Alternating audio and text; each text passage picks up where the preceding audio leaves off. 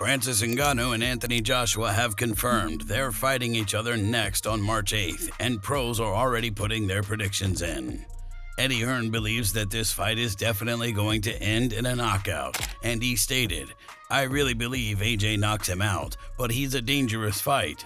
I know that this guy's a big lump that can really punch, and I think he has no fear, which makes him dangerous, but I feel like AJ's in a great place, and I expect him to pick him apart and knock him out." Tony Bellew seems to think that the fight will go the same way Eddie Hearn thinks, and he stated, "I'm going with AJ, and I'm expecting him to do it in a brutal manner too. Fury and Joshua are fighters with different approaches, and if Joshua goes into this fully prepared and focused, then he'll win easily. Ngannou proved a lot of people wrong against Fury, but this is a different fight, and I'm expecting Joshua to flatten him in about 1 or 2 rounds." Fraser Clark definitely thinks that Anthony will come out as the winner, and he stated, "The good thing is about that one with Ngannou and Fury, we've already had a look at him now. Before, Fury was like the tester. He had to get in there when he wasn't quite sure, and neither were we about what he was going to get. I think Joshua can beat him and can beat him well." Even Carl Froch believes that AJ will come out on top, and he stated, "I'd have to pick AJ to beat Ngannou. Ngannou would be making his 2nd professional boxing match, and Anthony Joshua's a tidy quality fighter." After Anthony's loss to Alexander Usyk, Mike Tyson gave Anthony some advice, and it looks like he's following it pretty well. What advice would you give to somebody like AJ? That he has a lot of talent and not to get discouraged. He only loses when he quits. When you quit, all the doors of opportunities close. You know what I mean? You have to be game, and then don't get discouraged if you lose. Listen, you just lost. You may have got $30 million. You should give Usyk a kiss and say, "Can we do this again?" Don't let this internalize you. "Oh, I can't fight now. This white boy kicked my ass. People are laughing at me." No, he kicked my ass for $50 million or $30 million. I hope he kicks my ass again, but this time it might not work out that way. I'm gonna kick his ass. I just think the more time you lay off, the worse you get. You have to fight to be the best. You have to do it more and more and more.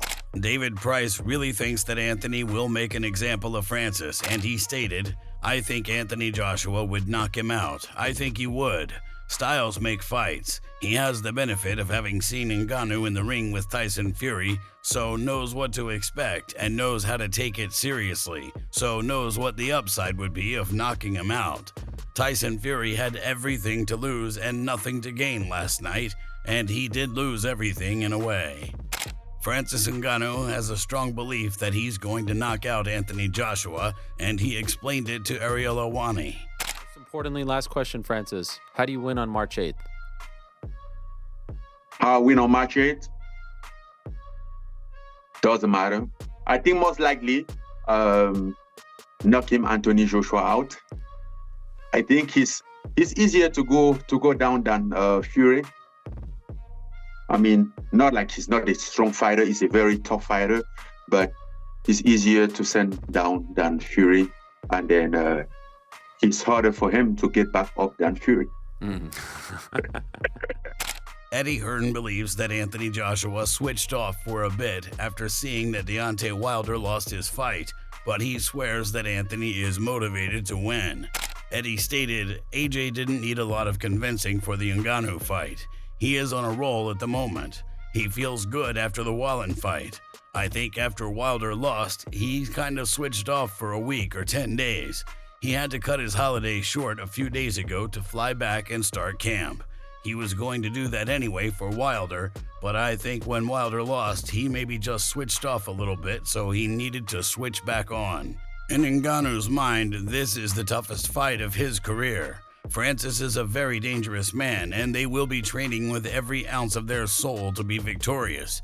It's not a great look losing to Francis Ngannou, and he's going to do everything he can to avoid that.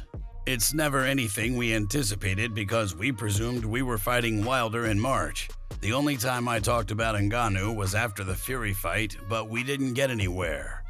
Simon Jordan is just as disappointed about this fight as he was about the one between Francis Ngannou and Tyson Fury. Simon stated, "I have the same disdain for the fight. I understand the genesis for it. I understand the reasons why. This is what Saudi Arabia wants. If Saudi is going to be the new financial capital of boxing, then this is what it looks like. They think that MMA fighters that have had one fight and been ridiculously ranked as number 10 in the WBC rankings is now a viable way for boxing to generate interest. I think it's sad. I understand why Anthony Joshua is taking the fight. I understand why Tyson Fury took the fight, because the economics are so significant that you take these fights. Gabe Rosado had some advice for Anthony Joshua before he hops in the ring with Francis Ngannou. Gabe stated, "It's going to be entertaining because Ngannou can actually fight." I don't think Tyson was in tip-top shape going into that fight, but I think Ngannou could fight anyway. What I'm saying is, I think Joshua can't take him lightly. It'll end up looking like how it did for Tyson. Zhele Zhang seems to think that no one is going to let Anthony Joshua fight him, and he stated, "I can't say I'm disappointed. It's a matter of personal choice. Joshua has his personal choice. If you look at Ngannou, he's come into the sport and has a record of 0-1. He's the cash cow. If I fought Ngannou, I would make a ton of money. What is boxing? Is it a business or a competitive sport? That's the question.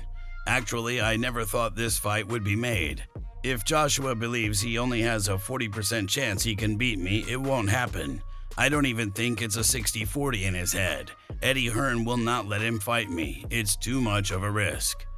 Dan Rafael addressed all the haters who believe that Francis Ngannou is skipping ahead of people who really deserve the fights he's getting.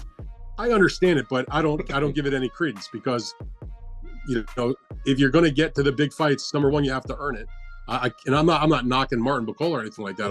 I have nothing bad to say about him. I don't know if I could say he's earned, some big mega fight. And when you're a star and the fans want to see you and you have a certain level of accomplishment, even in terms of Ngannou, what's in the mixed martial arts field, that has its privileges. There's a lot more people out there that would be interested to pay money and watch a Francis Ngannou fight an Anthony Joshua than would be to do that between him and Martin Bacol or many other heavyweights out there that have rankings or have good records, etc. So, I understand the frustration, but that's life. We all are grown-ups here, and it's business, and that's the way it goes. And if you don't like it, then do something about it. And the way you do something about it is take advantage of when you get opportunities and go out there and look spectacular and get a knockout and make the fans want to pay to watch you fight. Meanwhile, Robert Garcia is just waiting for Anthony Joshua to face Alexander Usyk again. Robert stated, "He is the second most talented fighter in the heavyweight division. So much potential, so big, so strong. But he needed that confidence, and I think that last fight against Otto Wallen showed him that he belongs up there. Even though he has lost to Usyk, he has got to think that he is the best. The way he fought, I wouldn't be surprised if he beat Usyk in a third fight because he fought well. I think that activity was the main thing. I'm glad they did increase it. That was the one thing that Rudy Hernandez and myself told him. After the fight against Usyk in the locker room, I told everybody to keep him active. Fight him, Joshua, again right away, and they did. 3 times he fought this year. That was the best thing they could have done for him." If you enjoyed this video, make sure to subscribe and check out some of our other videos on the screen right now.